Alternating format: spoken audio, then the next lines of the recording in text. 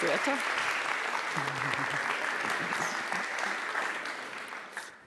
Bonjour à tous, à toutes et à tous.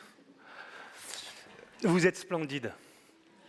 Je vous dis ça parce que ça fait 3 mois que je rêve de vous. Alors, si vous voyez un éléphant passer, c'est que je suis encore dans mon rêve. Si je suis devant vous aujourd'hui, c'est pour vous raconter une expérience qui s'est déroulée à 300 mètres d'ici.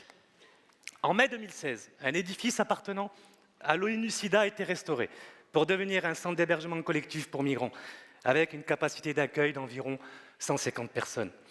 On l'appelait le foyer Apia. Ce lieu a fermé ses portes en juin 2018. Assistant social à l'Hospice Général, je me suis porté volontaire pour assurer la mission que l'on appelle assistant social en intervention collective. Il s'agit essentiellement d'essayer d'assurer le bien-être et la sécurité des résidents. Malgré diverses expériences, ce fut une première pour moi. Avant d'avancer plus précisément, je tiens tout de suite à inclure dans cette aventure mes 3 collègues, Fabio, Jonathan et Barbara, ma responsable directe. À l'annonce de l'ouverture du centre Apia, un collectif de bénévoles s'était déjà constitué pour nous venir en aide. Dès le premier jour, j'ai eu la visite informelle de Martial. C'est un des responsables de l'école internationale de Genève. Il est venu comme ça, mon bureau il était vide. Il m'a juste fait une tape dans le dos. Il m'a dit on va le faire, ça va le faire, aie confiance. De temps en temps, les petites marques de sympathie, elles peuvent avoir un grand effet. Ce fut pour moi le point de départ de mon aventure. Le centre a accueilli sur 2 ans à peu près 250 personnes, essentiellement des hommes célibataires. Il y en a quelques-uns ici parmi nous, tous provenant de pays en grande souffrance. Les résidents sont dans leur grande majorité en attente d'un statut qui leur permettrait d'avancer dans leur processus d'intégration. Dans le cadre législatif, ici à Genève, chaque requérant d'asile a son assistant social. Et là, il est là pour veiller à la cohérence de son parcours. Mon rôle à moi, il fut différent. Il s'est agi d'une part de proposer un lieu décent et sécurisant, et d'autre part de mettre en place des actions collectives qui ont pour but de favoriser un bien vivre ensemble et également de favoriser leur processus d'intégration. Les premiers mois ont été consacrés à me familiariser avec le centre et surtout avec les résidents. Dans le même temps, j'ai favorisé les rencontres avec les bénévoles par le biais de fêtes. Même si tout au long de cette aventure, je me suis appuyé sur les collègues et les résidents du centre, je citerai tout particulièrement Brice Ngarambe, qui était plus qu'un soutien pour moi. Il s'est toujours montré disponible. Disposant de grandes compétences, il ne s'est jamais plaint une seule fois. 4 dans un 8 mètres carrés. Son sourire, sa sagesse, sa détermination ont été pour moi une source d'inspiration. Dès le début, la dynamique a été lancée. Il nous a fallu que quelques mois pour créer les premiers ateliers de discussion en français, pour répondre à la première demande des résidents. Chaque jour, 3 à 4 bénévoles, dont Agnès là-bas, étaient là pour partager des discussions en français. Nous avons opté pour des petits groupes avec plusieurs bénévoles pour favoriser les échanges et par conséquent l'apprentissage du français. Au début, j'étais toujours présent dans le centre pour m'assurer que le cours avait bien lieu.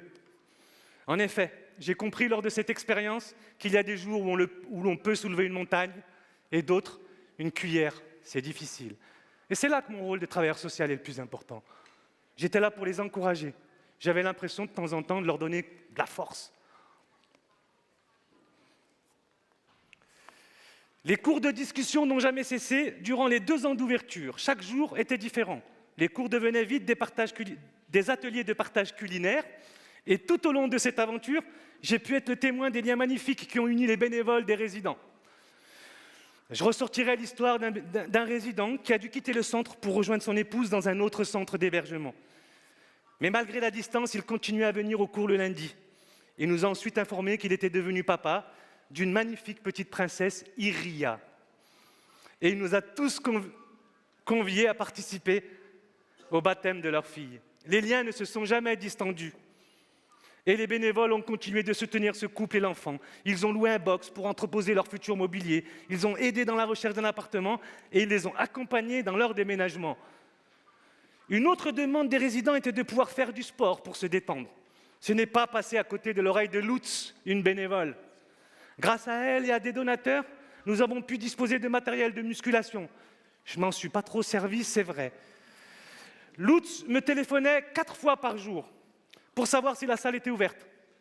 Je me suis résolu à appeler cette salle Lutz. Cette salle de sport a vraiment été une merveilleuse idée.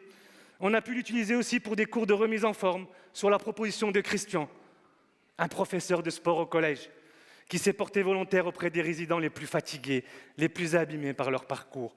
Tous les lundis, Christian dispensait plus que des cours de remise en forme. C'était un moment de partage et d'affection. Par la suite, et ce avec l'apport incessant des bénévoles, d'autres ateliers ont vu le jour. Cela passait des cours de guitare à des séances de méditation. Dès le départ de cette aventure, j'ai pensé que les bénévoles seraient notre bien le plus précieux. Et ce fut le cas. Durant ces 2 ans, ils ont été une 50aine à nous soutenir, que ce soit pour des ateliers ou des actions plus ponctuelles. Qu'importe le temps passé par les bénévoles, car tout acte de bienveillance était le bienvenu.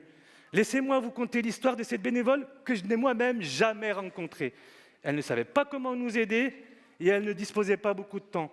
Elle proposa de déposer chaque lundi matin un bouquet de fleurs différent. Et bien, au bout de quelques mois, on l'attendait, ce bouquet de fleurs. Ce qui nous faisait du bien à tous. Et M. Abdoul, qui venait avec son carton de cuisses de poulet, ses denrées alimentaires, comme ça, là. Des histoires comme celle-ci, elles furent nombreuses.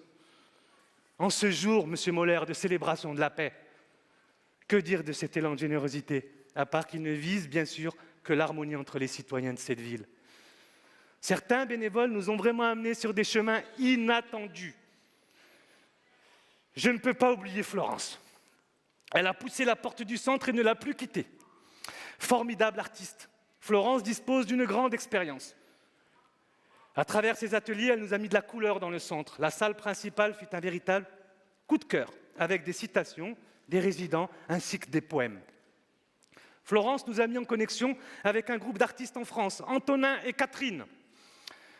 Sont venus au centre durant 4 jours et ont produit des œuvres, et ces œuvres allaient être exposées au Musée international des arts modestes de Sète. Florence, des résidents et moi-même, on est allés à Sète. Et nous avons été accueillis par d'autres associations de France. Ce fut là un moment de rencontre et d'échange que je n'oublierai jamais. Je tiens également à mettre en évidence la collaboration avec l'École internationale de Genève. Elle fut continue durant 2 ans. Nous avons commencé par des entraînements de basket entre élèves et résidents, pour ensuite organiser des tournois de football et de volley. Nous avons également effectué des interventions en direction des élèves, afin de discuter sur les questions de ce monde. Lors de chacune de nos fêtes à l'école, a mis à notre disposition gratuitement toutes leurs infrastructures, et plus encore, car nous avions également le personnel technique en soutien. C'est plus que de la collaboration institutionnelle, c'est de la fraternité institutionnelle. L'un des jours de fête, nous avons pu faire venir un merveilleux conteur du nom de Kamel Zouaoui. Il est aussi, je vous l'avoue, un ami d'enfance. Lorsqu'il m'appelle, il ne cesse de me dire au téléphone « N'oublie pas Hassan, derrière chaque migrant, il y a une histoire, et derrière chaque histoire, il y a un être humain. » Il est resté 1 semaine qu'il a partagé avec nous et un groupe de résidents et qu'il a incorporé dans sa pièce Nasreddin le Hodja. Ce fut la fête de fin d'année où nous avons également eu la chance d'écouter le talent de Licia Chéri. C'est incroyable de voir à quel point des réseaux peuvent se constituer rapidement si l'on est ouvert et que l'on annonce la couleur du partage. Les bénévoles, bien sûr, mais également nombre d'associations où des artistes ont gravité autour du centre avec bonheur. Je ne saurais les citer toutes et tous, mais cela a grandement contribué à l'intégration et presque au rayonnement du centre Appia. Avant de conclure, j'essaye de citer rapidement quelques associations avec lesquelles j'ai grandement collaboré. John Sarah, 3 chaînes accueil, Albana de l'UPA, Anya dans Horizon Académique, Mirella de la Roseraie et bien d'autres. En ce jour de célébration de la paix, j'aimerais que mes amis viennent avec moi ici. Mais avant qu'ils viennent ici, je voudrais partager une dernière confidence. Je me suis présenté au début comme un assistant social. Mais ce qui m'a apporté également dans mon parcours, c'est que j'ai grandi avec des personnes pour qui dans la vie, il n'y a pas de frontières, il n'y a que des horizons. Je vous remercie. Venez mes amis. Brice, allez. Allez, Carlos. Allez, Jimmy. Jimmy, allez. Jimmy.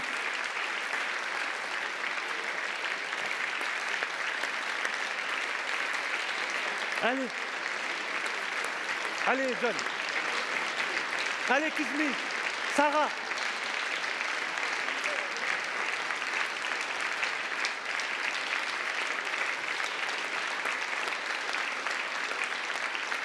Merci.